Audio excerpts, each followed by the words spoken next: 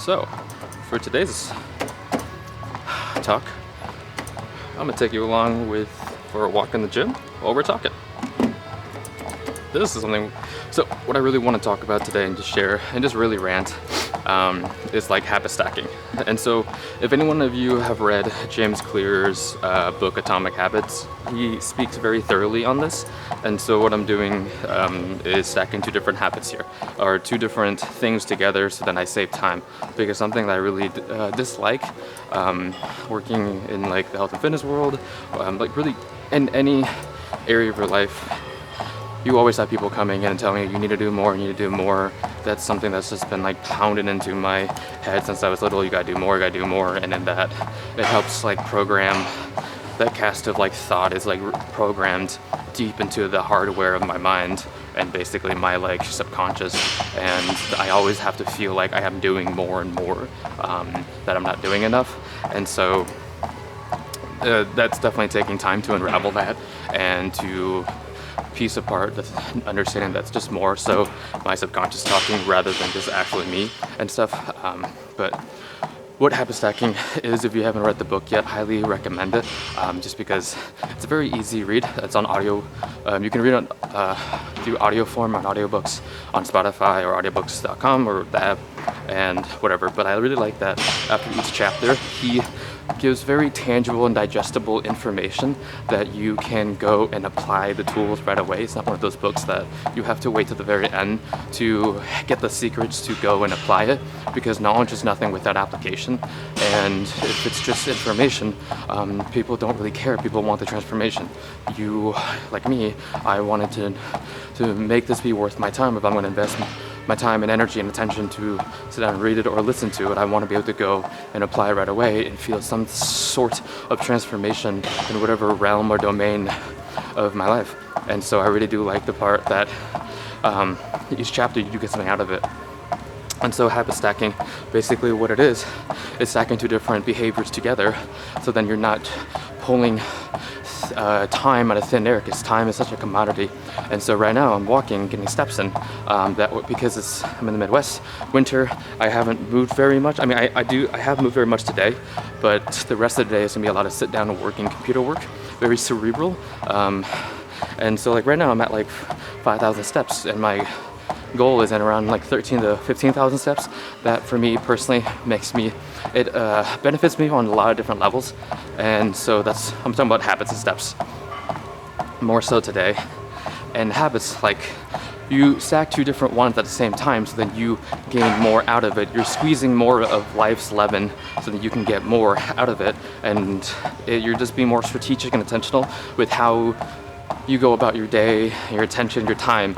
Like for example, I can only draw from my own personal examples right now, as it's the best point of reference and context that I can pull from to share with you guys. But like, I brush my teeth while also doing like hip mobility exercises. Not exercise, but just like stretching. So like, I should probably slow down because I'm walking a little fast. I'm being a little heavier. But like, I'll be brushing my teeth and I'll just be picking up one of my legs and putting it on the counter or into like just like a long stretch, or like a pigeon pose, or doing like abducting my leg out almost like a clamshell and like holding the stretch and then oscillating around in the joint capsule and just loading the tissue a little bit more. That way I'm just exposing myself. I'm moving my body through those different ranges of motions and planes that I don't normally do, especially because most of my work is very cerebral and sitting at a computer. Of course, I have my in-person patients and clients and me going about and training and stuff like that. As I move through those different ranges of motions, planes of motion, challenging my mobilities, stability and strength through the end ranges and all that stuff. But it's just nice to continuously getting a drip of those movements while like stretching and brushing my teeth. I'm habit stacking. I'm not having to carve out time to get on the floor and do that, because I could be met with resistance there. Or like another way of habit stacking is I want to learn more. I want to listen to podcasts, listen to audiobooks, but I don't have time to sit down and read. So I can listen audibly while I am physically cleaning my apartment, doing the dishes, vacuuming, driving, walking, like going outside for a walk, getting some sun on my face, movement, and then also listening and learning. I'm stacking two habits together. And in another sense, another iteration of that habit stacking that my girlfriend, how she phrases it, is pleasure stacking. So, and it also ties back to this book that I mentioned in the first episode called Feel Good Productivity by Ali Abdaal that I read recently, is that when you're doing something, when you're trying to initiate and develop and nourish a new behavior, is that you want to make it be fun. You want it to find some enjoyment out of it. That way you can more easily tap into that stream of flow state. And then if you can do that, you'll more likely do it again, because if you are trying to white knuckle and willpower your way through a habit when you don't enjoy it, the likelihood of you continuing that long-term sustainably is going to be very low. So if you can find enjoyment out of it, it's almost like a paradoxical approach to it, is that like doing something, it will actually give you energy. Like for me, training in the gym, exerting energy, training, doing cardio, lifting, all that stuff, I'm exerting a lot of energy, both mentally, physically, psychologically, emotionally, and all those realms. But on the paradoxical lens of that flip is that I'm gaining so much life out of it. The enjoyment, the experience, it's like a great concoction of just all of it fused together, and it's like an elixir, and it just gives me energy. So try that in your own lives of how, like, take stock and inventory of where you can apply this habit stacking, pleasure stacking, and to whatever behaviors that you were trying to either acquire, develop, nourish more, and see how you can stack those things up so that you can have more time in your day even. It feels like you're getting more done just because you want to, and you're filling up some of those cups in those other areas. So habit stacking, like what I'm doing right now, knocking 2 or 3 birds out with one stone, is just works really well. And then when it comes to steps wise, like I'm training for my marathon right now, and I'm training with my marathon right now, but it's the winter and I don't really like running in it's been like negative something, and I don't like running on a treadmill, but I like getting my steps in. And so right now it's just building up the volume of steps by accumulating a good volume amount of, like, okay, my daily step is around 13 to 15,000, so I get more mileage, more time on my feet, loading the tissues on it, and so getting more steps in to help me with that sense. But the other reason why I like walking so much is it's like another paradoxical thing. It gives me more energy. It helps bind me back to the present instead of being too much in the future of what, being anxious about what I have to do next, being too stuck in the past of what am I regretting, I wish I did this, what if that, or being too laterally in other people's minds, thinking about how are they perceiving me and all those different things. So walking does help kind of spring me back here to be more in the moment, and it helps me think more clearly. And of course there's one of the health benefits too, but like walking is like, I love there's the phrase that it goes, and it's like a great principle that teaches people a lot of lessons, is that the man who loves how is the phrase? The man who loves the walk will walk further than the man who loves the destination. And that just like, it's like instead of trying to look at the end journey, at the end, the goal, you fall in love with the process, the middle pieces, because the middle piece is it. If you fall in love with the walking, it's just play, you're in that flow state, and then you just keep going.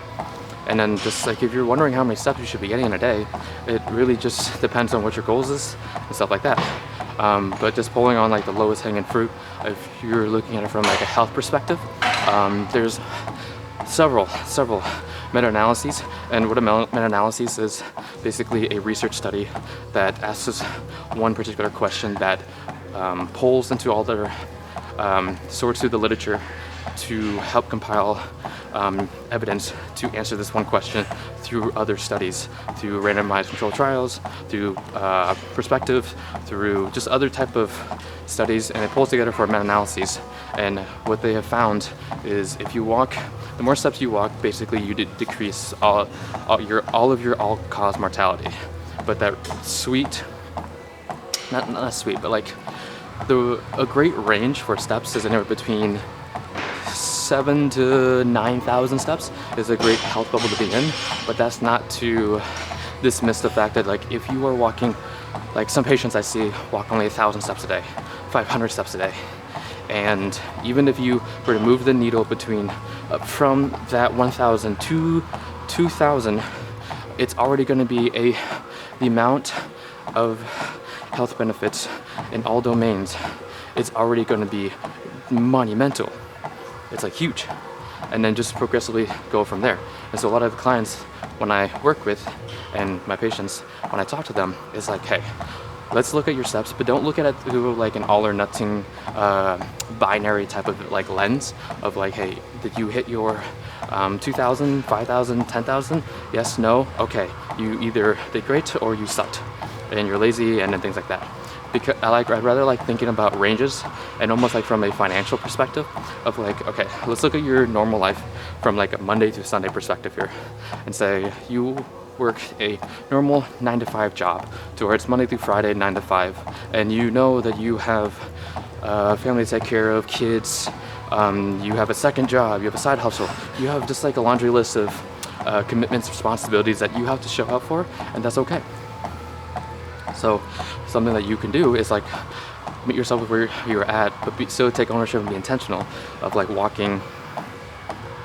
Like you just know that you're going to be in the lower ranges. Let's just say that you are like 3,000 steps.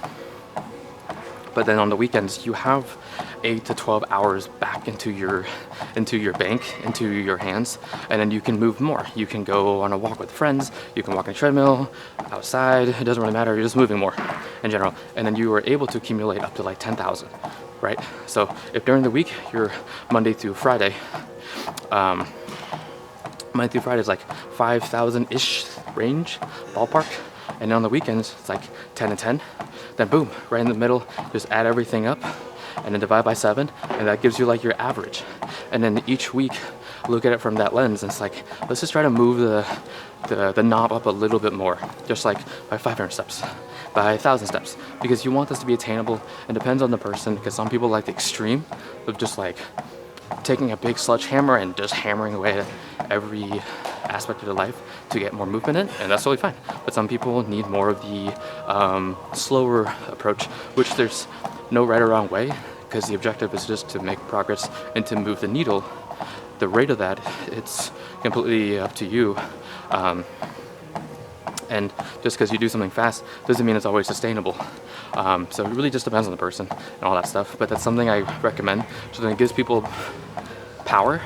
It puts it back in their hands and gives people like, hey, it's okay if one day you, like for example, when I was in grad school or just like now in some work days, I moved like 4,000 steps, 3,000 steps even. But I know that it's okay because the next day I can make up for more movement, things like that. And if I don't, it's okay. I just take it as data points, looking at it as a scientist and see, okay, what is it that I'm doing that is preventing me from being able to do more of something that I value? Is it because I'm not managing my time well enough? Is it because I'm adding more to my plate than I should? I'm over like stretching myself. What is it? Do I have to stack some things together? So that way I can like introspectively reflect on that, and then I can take intentional action from there and be strategic with it and just look at the variables like a scientist that way. And when you're looking at numbers and stuff of those type of things, it's very easy for you to get very emotional with it and look at that lens. But instead, be a scientist with it and look at it through the lens of neutrality. It's neutral, it's numbers.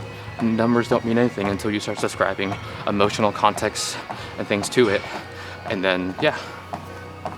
So, just some habit stacking, some walking advice, and yeah, it's just good for the health, good for the mind. And the last thing is halt, managing your halt. I was listening to a podcast with a guy named Bedros Kilian, and he describes managing your halt as something for people who struggle with some type of addiction, vices, or whatever thing that people bow to, like scrolling through social media, self-pleasure through adult content, television, just anywhere that your attention is redirected to an area that isn't providing you with any benefits and that you feel worse after doing it, but you still do it anyways. Managing your HALT. So HALT is an acronym. H stands for hunger, A stands for anger, L stands for loneliness, and T stands for temper. I really can't remember T, but you kind of get the gist there. It's like when most people are feeling those type of emotions, like when they're hungry, or when they're like angry, and when they're sad, when they're lonely, when people feel those more associated negative emotions, many of us fall to our default of self-pleasure, of instant gratification, of whatever it is to flip the switch to feel better. So managing your HALT, if you're trying to curb some of those and sort through them and get more of a control over those strongholds so that they don't control you, you're more of the one in control and more of the puppeteer instead of the puppet, is that you can go for a walk, just movement, walking. Like how I said that for me, walking helps kind of recenter me back to where my feet is. It helps you process through it so that you don't fall victim and bend the knee to those thoughts, emotions that's trying to engulf you. So just a couple words and thoughts today, just while I'm walking and talking about habits, steps, and things like that. So if you guys have things that you want to talk about that I can just give my perspective, or whatnot, or I can go research more, drop them below and I'll do it. But yeah, just rolling it day by day. It's just I'll do it here at the gym, in my office, and I'll just share thoughts and lessons that serve me well and serve others well. And I feel like it's just a value if I just say this stuff to the world and other people can hear these wisdoms that I've learned from others, and it served me well, and I believe it can serve somebody else. So catch you guys in the next one.